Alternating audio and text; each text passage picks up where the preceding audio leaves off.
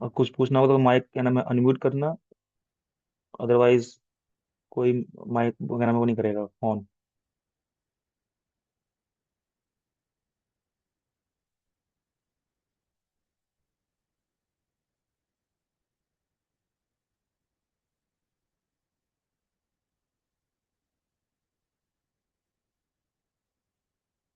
वे कितने बच्चे आए थे लास्ट क्लास में ऑनलाइन, अभी कोई बताएगा?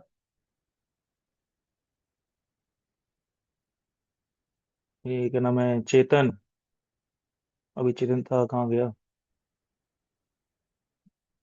क्योंकि अटेंडेंस जाएगी अभी ये।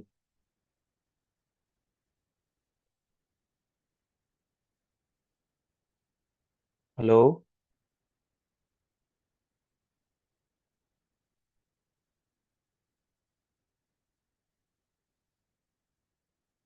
चलिए फिर स्टार्ट करते हैं ना, टाइम हो गया काफी।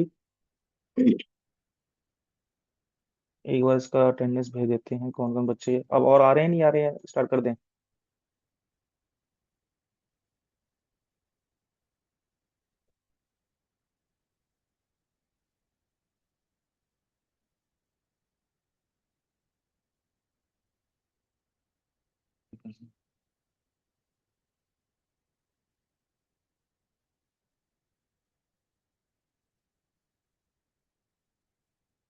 इसमें तो नहीं लिख रखा है वो।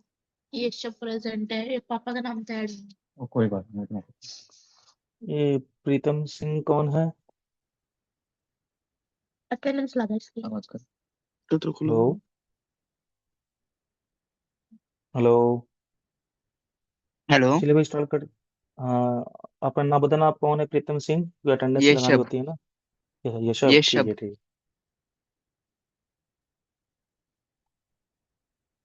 चलिए स्टार्ट करते हैं फिर क्लास, है ना? आई थिंक अब तो जितने आने थे आ गए। ये आपका आज का चैप्टर है यूएनओ के बारे में, है ना? जैसे आप लोगों ने ऑलरेडी पढ़ रखा है चैप्टर ये। इसमें हमने देखा था कि वर्ल्ड में जितनी भी वॉर वगैरह होती हैं, कोई भी इंटरनेशनल इशू जो होता है, उसको क्या नाम है प्रॉपर तरीके से पीसफुली सेटल करने के लिए कुछ ऑर्गेनाइजेशन हम बनाते हैं। तो उनमें से सबसे ज्यादा एक्टिव जो ऑर्गेनाइजेशन है, जो 24 आवर्स इंटू 7 जो है डेज काम करती है, कभी भी रेस्ट नहीं लेती है ना। तो सबसे पहले हम ये बात करेंगे कि हमें भला ये ऐसी ऑर्गेनाइजेशन की नीड क्यों पड़ी, हमें क्या जरूरत है इन ऑर्गेनाइजेशन की, है ना? तो जो आपके ये यूएनओ है, ये अभी तक की सबसे ऐसी सक्सेसफुल ऑर्गेनाइजेशन है जो अभी भी रन कर रही है। तो इससे पहले एक और ऑर्गेनाइजेशन बनी थी, जिसका नाम था लीग ऑफ नेशन, है ना? लीग ऑफ नेशन जो था अपने टाइम में काफी इंपॉर्टेंट एक ऑर्गेनाइजेशन थी, बट इसमें कई सारी ना मैं कमियां थी, सो क्या नाम है प्रॉब्लम थी, जिनको क्या नाम है फुलफिल करने के लिए हमने एक यूएनओ बनाया। बट यूएनओ वगैरह बना कैसे, क्या हुआ, पहले हम ये जान लेंगे कि इनकी इंपॉर्टेंस क्या है ना? कि जो आपकी इंटरनेशनल ऑर्गेनाइजेशन होती है वो क्या करती है। ठीक है, चलिए स्टार्ट करते हैं।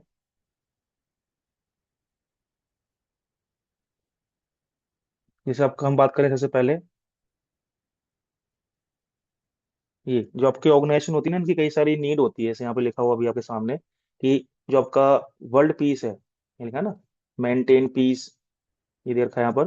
पीस को मेंटेन करना, जितना हो सके क्या नाम है कंट्रीज की भी सिक्योरिटी को इंश्योर करना, कभी भी वॉर जैसी कंडीशन क्रिएट ना हो, है ना? अगर वॉर होती भी है तो उन कॉन्फ्लिक्ट के पीछे का रीजन ढूंढना, क्योंकि हम करते क्या है मोस्टली कंट्री, जब भी वॉर होती है तो वॉर को क्या नाम है वो हाईलाइट नहीं करते हैं, है ना? वो करते क्या है, वॉर के पीछे की जो मेन प्रॉब्लम है उनको क्या नाम है छुपा देते हैं, और सोचते हैं कि भाई क्या नाम है हम वॉर के नाम पर अपना इंटरेस्ट फुलफिल कर लेंगे। तो वर्ल्ड में अभी तक जितनी भी वॉर हुई है, उसमें कहीं ना कहीं जो पावरफुल कंट्रीज हैं, उन्होंने इनडायरेक्टली अपनी पावर को शो किया है। बट हम जानते हैं कि वॉर किसी भी प्रॉब्लम का अल्टीमेट सॉल्यूशन नहीं होता है। अगर हम वॉर करते हैं तो इससे बहुत सारी प्रॉब्लम क्रिएट होती है ना? तो वर्ल्ड में क्या हो, पीस मेंटेन रहे, वॉर ना हो, है ना? क्योंकि आपको पता ही है अभी तक पूरे वर्ल्ड में दो वर्ल्ड वॉर हुई हैं, वर्ल्ड वॉर 1 और दूसरा आपका वर्ल्ड वॉर 2।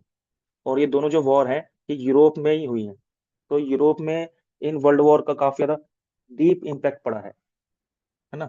और इन इम्पैक्ट की वजह से पूरे ह्यूमन जो आपकी मानव जाति है ना, उस पे उसके नाम है मेंटली फिजिकली काफी ज्यादा अफेक्ट हुए हैं ये। तो उनका मानना है कि भाई ये वॉर है, इसको क्या नाम है रिजॉल्व किया जाए। और जितने भी बड़े से बड़े फिलोसफर थे, उनका मानना था कि वॉर का मेन रीजन ये है कि हमारे पर कोई एक ऐसी ऑर्गेनाइजेशन नहीं है जो हमको कंट्रोल करे। या कंट्री मान लो कोई अगर वॉर कर रही है, तो उसको रेगुलेट करने के लिए कोई हमारे पास एक ऑर्गेनाइजेशन नहीं है।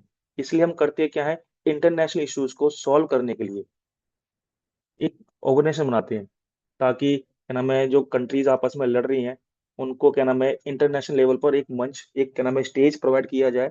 और उस स्टेज का यूज करके वहां पर जितने भी छोटे मोटे और बड़े बड़े इशू हैं, उनको पीसफुली मीडिएशन करके हम क्या नाम है सॉल्व करें। तो अगर हम इस तरीके से सॉल्व करेंगे तो वॉर के चांस कम हो जाएंगे। बट जैसे अभी यार देखें हम, रसिया और यूक्रेन के बीच वॉर चल रही है ना। और जो वॉर है, हम चाहे तो इस वॉर को पीसफुली सेटल कर सकते हैं। बट कुछ पावरफुल कंट्री ऐसी हैं जो अपने इस वॉर में अपने नेशनल इंटरेस्ट को फुलफिल कर रही हैं। और इंटरेस्ट क्या है, जैसे अमेरिका का एग्जांपल है। अमेरिका क्या कर रहा है, यूक्रेन का सपोर्ट कर रहा है ना। और यूक्रेन का सपोर्ट बेसिकली क्यों कर रहा है, कि उसको पता है कि वॉर में क्या होगा, मैक्सिमम वेपन्स क्या होंगे, सेल होंगे। और अमेरिका की जो इकोनॉमी है वो कहीं ना कहीं वेपन्स को सेल करके ही आगे चलती है। और वॉर जब तक दुनिया में चलती रहेगी, तब तक अमेरिका की जो दुकान है हथियारों की वो चलती रहेगी। जबकि रूस चाहता है कि वॉर ना हो। अब रूस को क्या है, उसको पता ही है भाई, अगर यूक्रेन का नाम है नाटो में अगर शामिल हो गया, तो रूस के लिए फ्यूचर में प्रॉब्लम क्रिएट होगी। इसलिए रूस क्या कर रहा है, यूक्रेन पे अटैक कर रहा है। तो ये वॉर का जो मेन वो है, ये है नेशनल इंटरेस्ट। जो जितनी भी कंट्री है अपने नेशनल इंटरेस्ट को फुलफिल करने के लिए ही वॉर करती है ना। अब मैं ये नहीं चाहूंगा कि भाई वॉर क्यों हुआ, हम बस यही जानेंगे कि जो इंटरनेशनल ऑर्गेनाइजेशन है वो हमें हमारे लिए क्यों इतनी इंपॉर्टेंट है। जैसे मैंने आपको स्टार्टिंग में बताया कि ये पीस को और सिक्योरिटी को इंश्योर करती है। और जितना हो सके वॉर से और जो भी छोटे मोटे कॉन्फ्लिक्ट हैं, उनसे हमें बचाती है ना। जैसे आपने देखा होगा वर्ल्ड वॉर 1 जो हुआ था, वो इसलिए हुआ था क्योंकि जो फ्रांस का जो क्या नाम है फ्यूचर किंग था, उसको गोली मार दी थी। तो उसी चक्कर में क्या नाम है पूरी दुनिया आपस में क्या हो गई, लड़ने लगी। तो इसलिए जितने भी प्रॉब्लम्स हैं, चाहे वो सोशली हो, इकोनॉमिकली हो, ह्यूमन प्रॉब्लम्स हो, उन सब का क्या नाम है पीसफुल सेटलमेंट किया जाए, उनको रिजोल्व किया जाए। और ये सब कहाँ पॉसिबल होगा, जब हमारे पास एक इंटरनेशनल ऑर्गेनाइजेशन होगी। ठीक है। इसके अलावा यहाँ पे देखो लिखा है इंटरनेशनल इंश्योरिंग इंटेलिजेंस कोऑपरेशन। ये जो कंट्री होती है ना, जैसे अभी देखें इंडिया और पाकिस्तान के बीच जो वॉर चल रही है, उस वॉर का मेन क्या है, बॉर्डर इशू ही तो है ना। जैसे कश्मीर को लेकर के पाकिस्तान का स्टेटमेंट ये है कि भाई कश्मीर जो है इंडिपेंडेंट कंट्री है, उसको कंट्री मानता है। और पर हम जानते हैं अच्छे से कि ये इन फ्यूचर्स पे अटैक करेगा। और इंडिया के लिए क्या नाम है, वर्ल्ड पीस मैटर करता है। तो जितने भी क्या नाम है कंट्रीज आपस में लड़ती हैं, उनके बीच कॉपरेशन होना चाहिए। तो उस कॉपरेशन को क्या नाम है बिल्ड करना, जितना हो सके क्या नाम है कंट्रीज के बीच के रिलेशन को स्ट्रॉन्ग करना। और स्ट्रॉन्ग कैसे करेंगे, सबसे बेस्ट तरीका है ट्रेड, है ना। अगर हम ट्रेड को क्या नाम है इंश्योर कर दें, कंफर्म कर दें, तो उससे क्या रहेगा, एक रिलेशन स्टैब्लिश होगा। तो इसलिए आज की डेट में देखा जाए तो जैसे कई सारी ऐसी इंटरनेशनल ऑर्गेनाइजेशन है, जैसे आपका WTO हो गया, है ना। ये सब भी क्या है, एक ऐसी ऑर्गेनाइजेशन है जो बेसिकली करती क्या है, रिसोर्स प्रोवाइड करती है, ताकि जो कंट्री का नाम है अपना डेवलपमेंट करना चाहती है अपना डेवलपमेंट करे। अगर उसके पास कोई रिसोर्स है तो वो उसको इंटरनेशनल मार्केट में सेल कर सकता है। जिसको रिक्वायरमेंट होगी उसको परचेज करेगा। तो रिसोर्स प्रोवाइड करना, कोई भी ऐसी एडवांस टेक्नोलॉजी है जिसकी वजह से कई सारी कंट्री ने अपनी प्रॉब्लम को सॉल्व किया, तो उन कंट्रीज को भी टेक्नोलॉजी प्रोवाइड करना, है ना। तो ये सब क्या है, ये इंटरनेशनल ऑर्गेनाइजेशन की वजह से ही पॉसिबल होता है ना। बाकी जितना भी क्या नाम है, कई सारी कंट्री करती क्या है, दूसरी कंट्री पर कंट्रोल कर लेती हैं गलत तरीके से, उनके रिसोर्स का एक्सप्लोटेशन करती है। और एक एग्रेसिव नेचर दिखाते हैं अपना, सोचते हैं भाई हम इस पे क्या नाम है कंट्रोल कर लेंगे, तो फ्यूचर में हमारा ही बेनिफिट होगा। जैसे बहुत सी कंट्री ऐसी हैं जो आज भी कहीं ना कहीं पावरफुल कंट्रीज के प्रेशर में है ना। जैसे पाकिस्तान का एग्जांपल ले लो। अभी अगर हम देखें जनरली कि जितनी भी कंट्री हैं यहाँ पर, पाकिस्तान के अलावा, जैसे आपका भी श्रीलंका का ले लेते हैं एग्जांपल, है ना। जैसे वो बांग्लादेश का ले लो।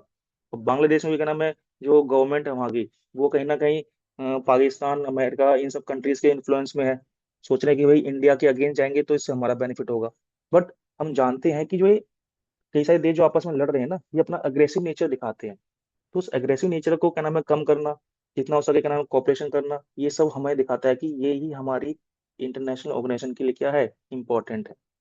बाकी यहाँ देखा प्रिवेंट मिलिट्री इकोनॉमिक थ्रेट, जैसे अमेरिका अमेरिका ने बोला है ना कि भाई अगर आप क्या नाम है रूस से अगर ट्रेड करोगे तो क्या नाम है अमेरिका से आप रिलेशन अपने तोड़ लोगे। तो अमेरिका सोचता है कि भाई पूरी दुनिया में जितनी भी क्या नाम है पॉलिटिकल सोशल इकोनॉमिक रिलेशन क्या नाम है चल रही है ना, वो अमेरिका की वजह से है।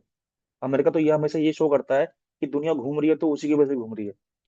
तो कई बार कुछ ऑर्गेनाइजेशन ऐसी होती हैं जो क्या नाम है पावरफुल कंट्रीज के जो मिलिट्री और इकोनॉमिक जो इन्फ्लुएंस है उससे बचाने के लिए हम क्या नाम है इन ऑर्गेनाइजेशन को बनाते हैं। और ये क्या करती हैं, हमें इन्हीं पावरफुल कंट्रीज के कंट्रोल से बचाती हैं। है ना, जैसे अभी अमेरिका ने बोला इंडिया से कि अगर आप रूस से ट्रेड कर तो उस ट्रेड की वजह से आपको क्या नाम है 50% टैरिफ क्या नाम है फेस करना पड़ेगा। तो अमेरिका चाह रहा है कि भाई इंडिया उसके अकॉर्डिंग काम करे। लेकिन हम जानते हैं जो ये इंटरनेशनल ऑर्गेनाइजेशन बनाया गया है इसमें जो मेंबर्स हैं, है ना, उनका मेन पर्पस है कि भाई हम अपनी फ्रीडम को इंटीग्रिटी को सोवरेनिटी को बचा के चलें। यानी कि जो वर्ल्ड में जो हमारी इमेज है एक इंडिपेंडेंट कंट्री की वो बनी रहे। तो इसलिए जो इंटरनेशनल ऑर्गेनाइजेशन है ये इन इंडिपेंडेंट कंट्रीज को एक तरह से सिक्योरिटी प्रोवाइड करता है ताकि उनकी फ्रीडम वगैरह यूनिटी वगैरह, है ना, डाइवर्सिटी जो है वो सिक्योर रहे। ठीक है। इसके अलावा लास्ट आपका प्रमोट ग्लोबल ओपिनियन ऑन की इशूज, यानी कि जैसे कई सारे ऐसे इशू आज की डेट में से आपका टेररिज्म हो गया, इन्वायरमेंट हो गया, है ना। तो इन इश्यूज को सॉल्व करने के लिए कई सारी कंट्री अपने आइडियाज अपने ओपिनियन जो है वर्ल्ड के सामने रख सकती है कि नहीं। तो यानी कहने का मतलब ये है कि ये जो ऑर्गेनाइजेशन है ये सिर्फ पॉलिटिकल इश्यूज को नहीं बल्कि कई सारे ग्लोबल इश्यूज को भी सॉल्व करने में हमारी हेल्प करती है। तो ये मल्टीपर्पज एक ऑर्गेनाइजेशन है जो ह्यूमन इश्यूज को सॉल्व करती है, पॉलिटिकल इश्यू को सॉल्व करती है, और कभी वर्ल्ड में वॉर ना हो उसको भी क्या नाम है ध्यान में रखती है। तो आई थिंक आपको ये समझ में आ गया होगा। जरा बताओ भाई अभी कौन कौन आया है। अभी 16 बच्चे हैं ना। हाँ भाई, चेतन दीपिका ईशा, आप सब नाम है खुशबू लक्ष्मी, ये इतना समझ में आ गया। बताओ, बोलो, इसकी नीड यस समझ में सर। आ गई। यस। Yes sir. चलिए ठीक है। अब देखो, अब बात करते हैं नीट के अलावा इसके क्या नाम है कुछ ना कुछ ऑब्जेक्टिव तो होंगे ही होंगे, है ना। और जैसे यहाँ देखा ना, peace and security, maintain international peace, यानी कि वर्ल्ड में कहीं भी दुनिया की किसी भी कोने में अगर वॉर डिस्टर्ब मतलब पीस डिस्टर्ब होती है, लगता है कि भाई यहाँ पर जो है जो छोटा सा प्रॉब्लम है वो कल को बड़ा बिग प्रॉब्लम का ना बन जाए, है ना। कहते हैं ना कि आज के डेट में छोटे छोटे जो इशू होते हैं वो आगे चल के एक इंटरनेशनल इशूज बन जाते हैं। जैसे एक इशू क्या था जिसमें मैंने अभी आपको बताया कि यूक्रेन चाह रहा है भाई मैं नाटो में क्या नाम है नाटो का मेंबर बन जाऊं। अब अगर वो क्या नाम है ये बात को नहीं उठाता तो आज उसकी ये हालत नहीं होती, है कि नहीं। इसके अलावा मेन ऑब्जेक्टिव क्या है, friendly relation among the nation, क्योंकि भाई ये ऑर्गेनाइजेशन जो है वो ह्यूमन काइंड के लिए मानव जाति के लिए बनाई गई है। तो जितना हो सके कंट्रीज के बीच एक फ्रेंडली रिलेशन जो है होना चाहिए। अगर फ्रेंडली रिलेशन बिल्ड रहेगा तो वॉर तो होगी ही नहीं। ठीक है। बाकी इसके अलावा प्रमोट गुडविल एंड कोऑपरेशन, यानी जितना हो सके जो कंट्रीज हैं वो डिपेंडेंसी पे रहेंगी ज्यादा अच्छा रहेगा। अब डिपेंडेंसी का मतलब कि भाई अगर मान लो जैसे इंडिया को एनर्जी के लिए चाहिए पेट्रोल, इंडिया की आज भी जितनी बड़ी से बड़ी इंडस्ट्री है, कार कार हो गई बाइक हो गई ये सब क्या नाम है एनर्जी के मामले में देखा जाए तो हम क्या नाम है मिडिल ईस्ट से क्या नाम है डिपेंड करते हैं, वहीं से सारा ऑयल वगैरह सब कुछ आता है। तो हम चाहते हैं कि भाई कंट्रीज के बीच जो डिपेंडेंसी है बनी रहेगी तो इससे रिलेशन अच्छे रहेंगे। और इंडिया से जो है क्या हम भेजते हैं यूएई वगैरह में बहुत ही चीप लेबर, क्योंकि इंडिया की जो लेबर है काफी ज्यादा चीप होती है और अच्छी होती है। और जो प्रोडक्शन जो प्रोडक्टिविटी है वो काफी अच्छी है, यानी कि चीप है लेकिन क्वालिटी अच्छी होती है। तो इसलिए इंडिया जो है लेबर के मामले में एक्सपोर्ट अच्छा करता है। हम बाहर की कंट्री से क्या नाम है ऑयल वगैरह इंपोर्ट करते हैं। तो जो रिलेशन है ये बना रहेगा तो उससे कॉपरेशन वगैरह अच्छे से बिल्ट होगा। इसके अलावा जो इसका एक और ऑब्जेक्टिव वो क्या है, इकोनॉमिक सोशल और कल्चरल कॉपरेशन को बिल्ड करना। जैसे आज की डेट में देखें, अगर आप दुनिया के किसी भी कोने में चले जाओ आपको इंडियंस मिल जाएंगे। और इंडिया में आप देखो तो आपको यहाँ पर अलग अलग कंट्री के लोग भी मिल जाते हैं। और ये लोग अपने कल्चर को क्या नाम है सेलिब्रेट करते हैं, है ना। अगर आप मान लो अमेरिका चले गए, अमेरिका में अगर मान लो फेस्टिवल चल रहा है दिल्ली इंडिया में दिवाली, तो वहां पर भी दिवाली को एक नेशनल फेस्टिवल के तौर पे हम सेलिब्रेट करते हैं। तो ये दिखाता है कि किस तरीके से जो ये इंटरनेशनल ऑर्गेनाइजेशन है एक कल्चरल रिलेशन को बिल्ड करते हैं, है ना। और इसके अलावा सोशली ऐसे कहने का मतलब ये, अगर मान लो किसी कंट्री में कास्ट के बेस पर, जेंडर के बेस पर या रिलीजन के बेस पर डिस्क्रिमिनेशन होता है, तो उसको क्या नाम है अवॉइड करना। ठीक है। ये, या क्या नाम है उसको क्या नाम है एक तरह से इंटरनेशनल लेवल पर क्या नाम है इसका क्रिटिसिज्म करना, ये बहुत जरूरी है। ठीक है। तो इकोनॉमिक सोशल कल्चरल कॉपरेशन को क्या नाम बिल्ड करने का काम किसका होता है? आइया, आपका नाम है इंटरनेशनल ऑर्गेनाइजेशन का। इसके अलावा solve issues poverty health development, यानी सीधी सी बात है, आज की डेट में टेररिज्म एनवायरमेंट जितने बड़े इशू हैं, आज की डेट में सबसे बड़ा इशू है पॉवर्टी का, वो भी ग्लोबल पॉवर्टी।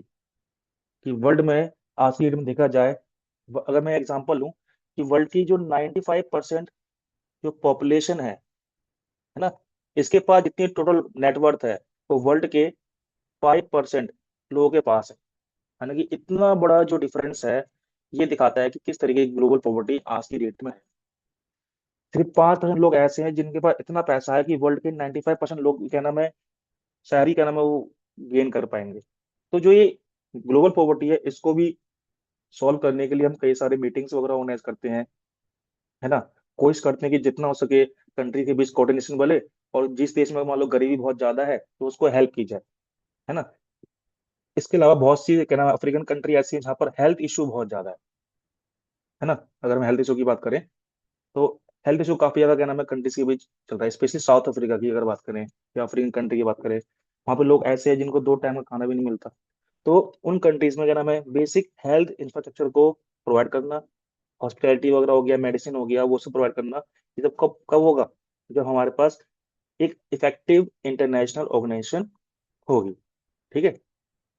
तो यहाँ तक समझ में आ गया आपको इसकी नीड और इसकी ऑब्जेक्टिव? बताओ भाई, कंफर्म करो तभी आगे बढ़ेंगे। ये इसकी क्या नाम है नीड थी, और इसकी ऑब्जेक्टिव। यहाँ चुपचाप नहीं बैठना भाई, अगर मैं पूछ रहा हूँ तो बताना पड़ेगा कि यहाँ तक समझ में आया या नहीं आया।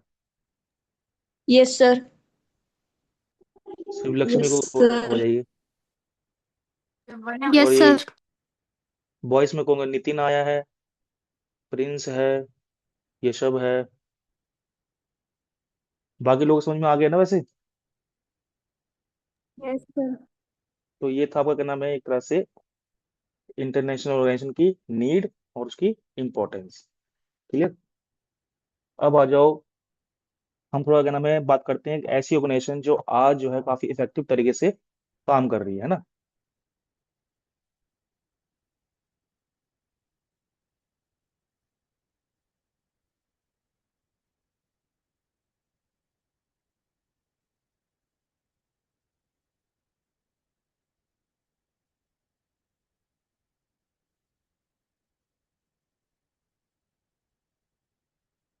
देखो, हम बात करते हैं इंटरनेशनल ऑर्गेनाइजेशन की।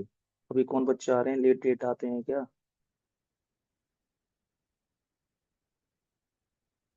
देखो, हम बात कर रहे हैं इंटरनेशनल ऑर्गेनाइजेशन के बारे में, जैसे भाई आपको मैंने बताया कि कॉपरेशन बिटवीन कंट्री, है ना, नेशनलिज्म, जस्टिस, टॉलरेशन, ये सब क्या नाम है मेन इसका बेस होता है।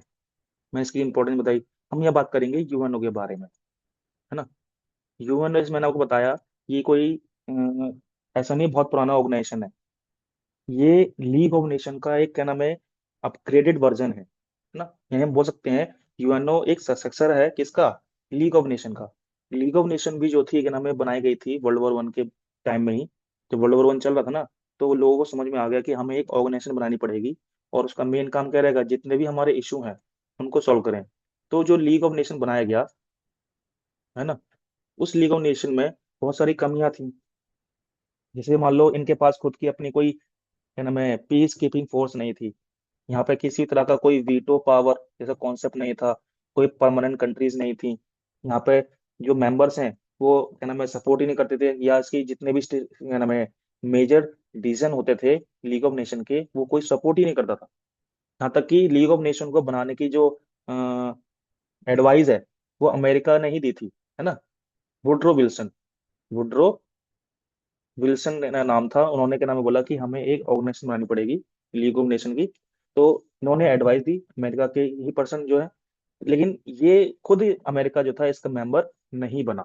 सोचो, जिसने एडवाइस दी हमें ऑर्गेनाइजेशन बनानी चाहिए, वही इसका मेंबर नहीं बना, तो ऐसे में जितने मेंबर होंगे, क्या वो इसको इतनी इंपॉर्टेंस देंगे? नहीं देंगे। इसलिए इसके जब लीग ऑफ नेशन था, उसके होते हुए भी वर्ल्ड वॉर 2 हुआ। और जो वर्ल्ड वॉर 2 था, वर्ल्ड वॉर 2 वर्ल्ड वॉर 1 के कंपेयर में काफी ज्यादा मतलब इफेक्टिव था। इससे काफी सारे लोग मरे थे। और इसने क्या नाम है, कहीं ना कहीं पूरे पर ह्यूमन काइंड के ऊपर क्या नाम है, काफी ज्यादा एक तरह से अफेक्ट डाला था। ठीक है। तो कहने का मतलब ये है, यूएनओ ने ध्यान दिया कि लीग ऑफ नेशन में बहुत सारी कमियां थी, और वो कमियां जो हैं वो क्या होंगी, एक तरह से कभी रिपीट नहीं की जाएंगी। इसलिए उन चीजों को ध्यान में रख करके यहाँ पर क्या नाम है, ऑर्गेनाइजेशन बनाया गया था। और आपसे अगर पूछूं कि आपका यूएनओ बना कब था, तो आपका आंसर क्या रहेगा? 24 अक्टूबर 1945, है ना? यही रहेगा। तो ये जो डेट थी, क्या नाम है, इस डेट पे इसको बनाया गया था। इसमें आपको ज्यादा नहीं ध्यान देना, बस इतना ध्यान देना है कि सन फ्रांसिस्को, यहाँ पर क्या नाम है, मीटिंग बुलाई गई थी। इस मीटिंग में साइन करने के बाद इसको क्या नाम है, एक प्रॉपर एक ऑर्गेनाइजेशन बना दिया था। ठीक है।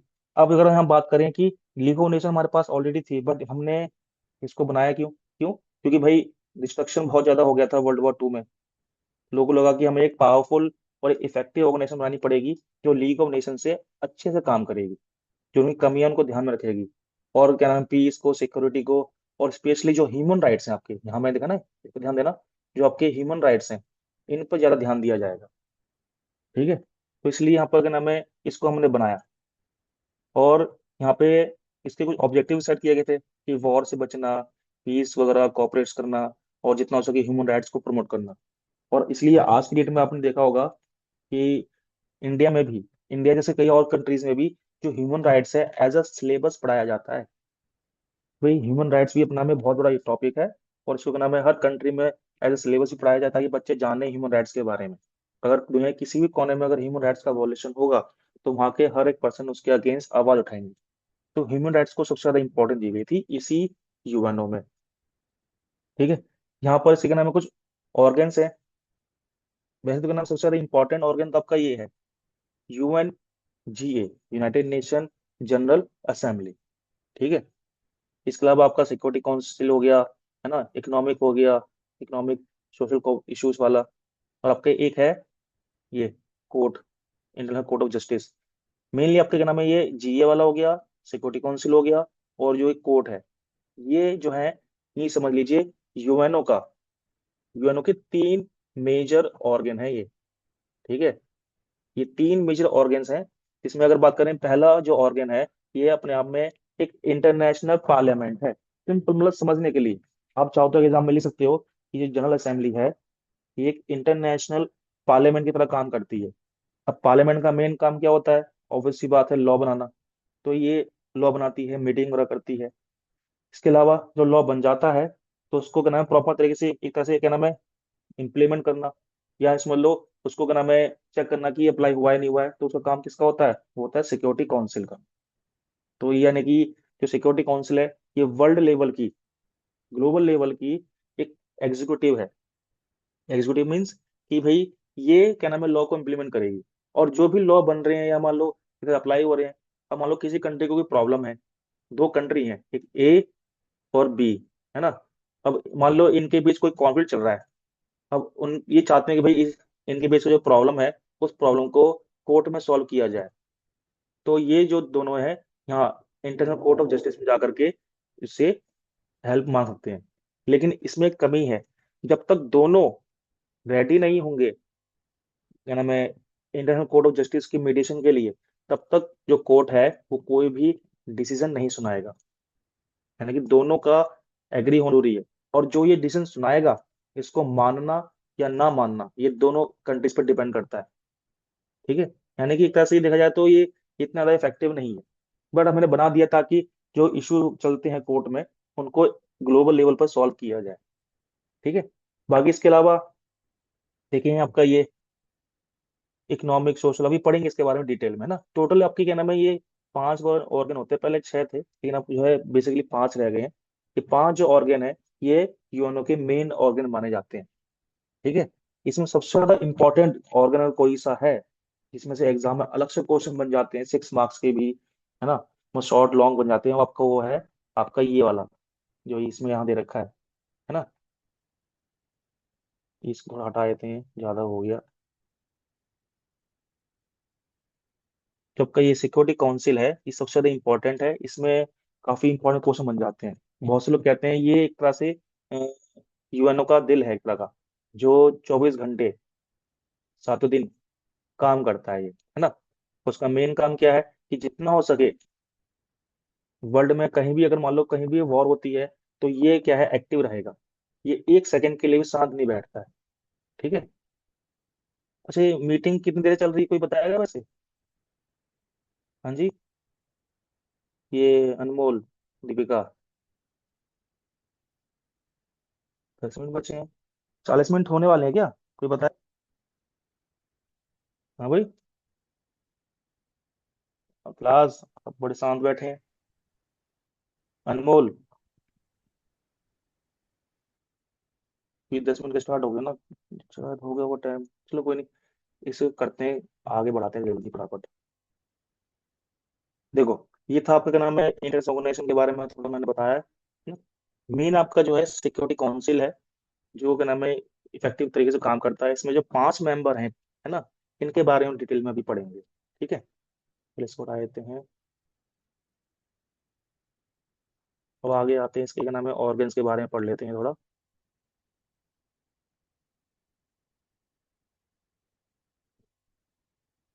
ये आपका आगे इसके मेन ऑर्गन्स।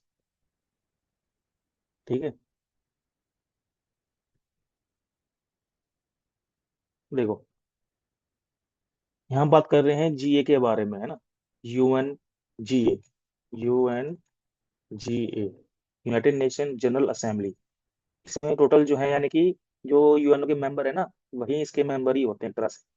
तो इसके टोटल मेंबर जो है 193 है। ठीक है। यहाँ पर देखो, यहाँ देखिए क्या नाम है, ईच मेंबर हैज 1 वोट।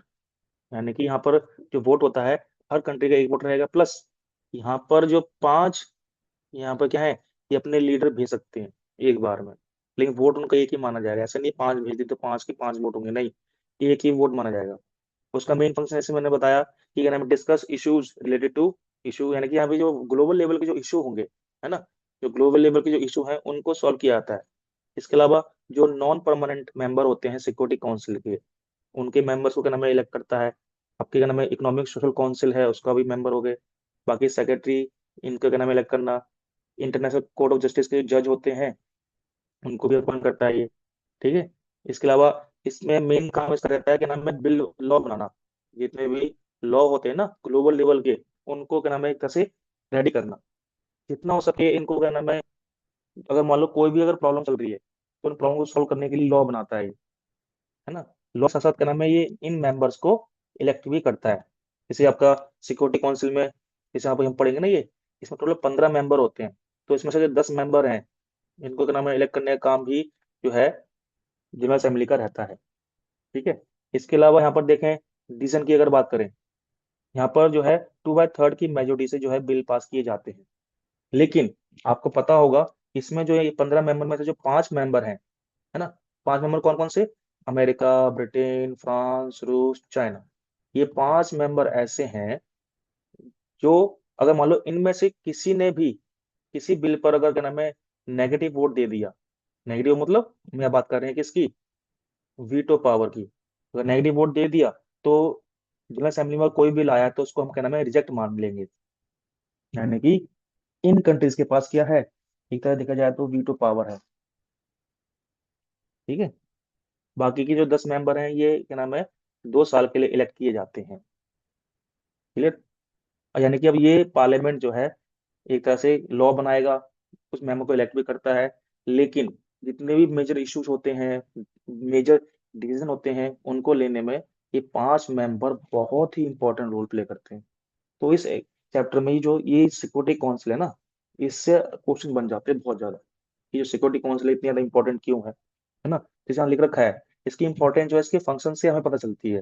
जैसे मेंटेन इंटरनेशनल पीस, सिक्योरिटी, है ना, सेटल डिस्प्यूट्स, नेगोशिएशन, मीडिएशन, यानी कि जितने भी यूएनओ के, इस यूएनओ के जो काम होते हैं ना, उसमें इफेक्टिव तरीके से काम और कोई करता है तो ये करता है सिक्योरिटी काउंसिल।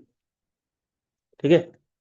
बाकी जैसे मान लो कोई जज वगैरह भी है, अगर जज बनाना है किसी को तो उसमें ये 5 मेंबर जो है इफेक्टिव रोल प्ले करेंगे। जैसे लिखा है, veto power, each permanent member can block decision, यानी कि किसी भी तरह के फैसले को, चाहे वो कितना भी इंपॉर्टेंट क्यों ना हो, है ना, तो उसमें ये वीटो कर देते हैं। इस वीटो का जो एक्चुअल मीनिंग होता है वो होता है आई डिनाइड, यानी कि एक तरह की अपने में नेगेटिव वोटिंग है।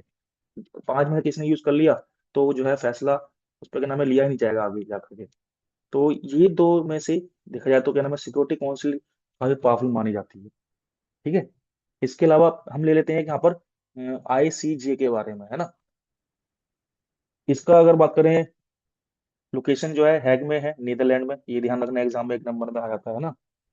इसमें 15 जो है जज होते हैं। ठीक है। और ये बेसिकली करते क्या है, जितने भी लीगल इश्यूज होते हैं, जैसे मान लो अभी यूरोपियन कंट्रीज ने क्या किया है, रूस पर क्या नाम है सैंक्शन लगा दिए, उसको वॉर क्रिमिनल बना दिया। तो जितने भी ऐसे बड़े बड़े फैसले होते हैं ना किसी कंट्री के अगेंस्ट, तो वो यहीं पे लिए जाते हैं। बीच में क्या हुआ था कुछ साल पहले, नॉर्थ कोरिया जो है किम जोन उन, तो उस पर भी कई सारे क्या नाम है सैंक्शन लगा दिए थे, अभी भी सैंक्शन लगे हुए हैं। जिस तरह के हालात अभी रूस के है ना, उससे बहुत बुरे हालात जो है नॉर्थ कोरिया के, क्योंकि यूरोपियन कंट्रीज का मानना है कि जो किम जोन उन है वो डिक्टेटर है और गलत तरीके से रूल कर रहा है। तो जितने भी फैसले हो यहाँ पर इसी तरीके से लिए जाते हैं। और उनके डिसीजन में कहीं ना कहीं जो ये 5 मेंबर हैं, अमेरिका, ब्रिटेन, फ्रांस, रूस, चाइना, इन कंट्रीज का काफी इफेक्टिव रोल माना जाता है। ठीक है। तो अब जरा ये बताओ, यहाँ तक समझ में आ गया आप लोगों को। अब एक क्या नाम है अटेंडेंस का एक मैं कर लेता हूँ, कौन कौन बच्चे आए हैं इसका स्क्रीनशॉट हो गया।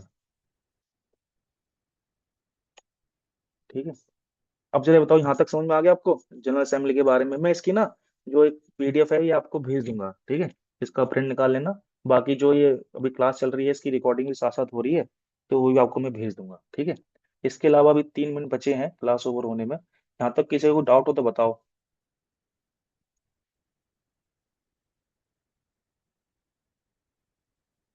अच्छा, वॉइस क्लियर नहीं आ रही क्या मेरी? हाँ भाई, class, hello, yes yes sir. Sir सब। आवाज क्लियर नहीं है क्या? सर बीच बीच में अटक रही है। 1 सेकेंड, पहले बताओ यहाँ तक समझ में आ गया आप लोगों को? Yes sir. बताओ। ये आपका क्या नाम है जनरल असेंबली का हो गया, क्योंकि ये सब का क्या नाम है वो है ना, कह रहा है कि इसका आवाज ब्रेक हो रही है। तेजस का है रिप्लाई, चलो। अब आपका क्या नाम है, एक है इकोनॉमिक सोशल काउंसिल, है ना, यानी कि ये ऐसी ऑर्गेनाइजेशन है जो मेनली करती क्या है कि कंट्रीज के बीच जो इकोनॉमिक रिलेशन है, सोशल रिलेशन है, उनको स्टैब्लिश करना, है ना। जितने भी इशू होते हैं क्या नाम है सोशली कल्चरली, उनको सॉल्व किया जाता है, और जितना हो सके कंट्रीज के बीच जो मेंबर्स हैं, इसमें 193 जो मेंबर हैं, उनके बीच सोशली इकोनॉमिकली रिलेशन को बिल्ड करना। ठीक है। तो यहाँ पर दे रखा है, इसमें टोटल कितने मेंबर होते हैं? 54, है ना। ये भी क्या है, आपका जनरल असेंबली इलेक्ट करता है। कोऑर्डिनेट UN स्पेशलाइज एजेंसीज, जैसे आपका वर्ल्ड हेल्थ ऑर्गेनाइजेशन हो गया, ILO हो गया, इंटरनेशनल लेबर ऑर्गेनाइजेशन, यूनेस्को है, IMF है, वर्ल्ड बैंक है, ये ऐसी ऑर्गेनाइजेशन है जिनके बीच जो है कोऑर्डिनेशन बिल्ड किया जाता है। ये जो ऑर्गेनाइजेशन, ये जो ऑर्गन है ना, ये मेनली नॉन पॉलिटिकल इश्यूज को सॉल्व करता है, यानी जितना हो सके नॉन पॉलिटिकल इश्यूज को पीसफुली सेटल करना, क्योंकि ग्लोबल इश्यूज में सिर्फ वॉर इंपॉर्टेंट नहीं है, वॉर के अलावा जो पॉलिटिकल इश्यूज होते हैं वो भी इंपॉर्टेंट होते हैं। ठीक है। तो उसको सॉल्व करने में ये ऑर्गेनाइजेशन इफेक्टिव तरीके से काम करता है। ठीक है। इसके अलावा आपका एक आ गया इस सिक्योरिटी काउंसिल का, तो इसको थोड़ा अलग हो गया, ये आना नहीं चाहिए इसमें, तो ये तो डबल डबल आ गया है। चलो इसको हटा देना। आपका आपका है सेक्रेटरी, ऐसे होता है ना, जितनी भी ऑर्गेनाइजेशन होती है इनका मेन काम क्या होता है कि मीटिंग ऑर्गेनाइज करना, मीटिंग कब होगी, किस इश्यूज पर हम डिस्कस करेंगे, कब से कब तक चलेगा, कौन कौन से क्वेश्चन पुटअप किए जाएंगे, ये सब सेक्रेटरीट का काम रहता है। ठीक है। तो chief officer secretary general appoint by the GA, यानी जो आपका जनरल असेंबली है ना, ये करता क्या है, जो सेक्रेटरी होता है उसको अपॉइंट करता है। ठीक है। और सीधी सी बात है, मैंने अभी बताया, जो आपका यूएनओ है, इसमें जो जीए है, ये क्या करता है, ये जो मेंबर इलेक्ट करेगा वो सिक्योरिटी काउंसिल की एडवाइस पे ही करेगा, इसलिए ये जो भी काम करेगा उसके कहने पे करेगा, सिक्योरिटी काउंसिल के। इसके अलावा एडमिनिस्टर ह्यूमन अफेयर, जितने भी मीटिंग वगैरह हैं, है ना, मीटिंग कब कितने टाइम की होगी, सब क्या नाम है, जीए करता है। ठीक है। बाकी कोऑर्डिनेट करना, बाकी मीटिंग ऑर्गेनाइज करना, ये सारा क्या नाम है, सेक्रेटरी काम रहता है। तो आपकी मीटिंग जो है ओवर होने वाली है। यहाँ तक कोई डाउट हो किसी का तो बताओ, बाकी इसकी पीडीएफ में ग्रुप में भेज दूंगा। और